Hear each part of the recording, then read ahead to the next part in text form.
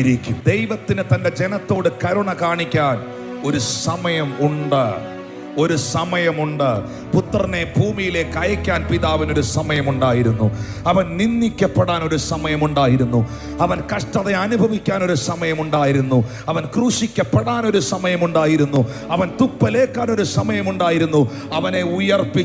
അവനെ ഉയർപ്പിച്ച് പുറത്തു കൊണ്ടുവരാൻ പിതാവിനൊരു സമയമുണ്ടായിരുന്നു. ഇനി അവനെ മടക്കിക്കൊണ്ടുവരാനും പിതാവ് ഒരു സമയം വെച്ചിട്ടുണ്ട്. ആമീൻ. വിതയ്ക്കാൻ ഒരു കാലമുണ്ടെങ്കിൽ കൊയ്യാൻ ഒരു കാലമുണ്ട്. വിലപിക്കാൻ ഒരു കാലമുണ്ടെങ്കിൽ നൃത്തം ചെയ്യാൻ ഒരു കാലമുണ്ട്. ആമേൻ. എത്ര പേര് വിശ്വസിക്കും വിലപിച്ചവനൊക്കെ നൃത്തം ചെയ്തിരിക്കും? ഏതെങ്കിലും മേഖലയിൽ വിലപിച്ചവരുണ്ടോ?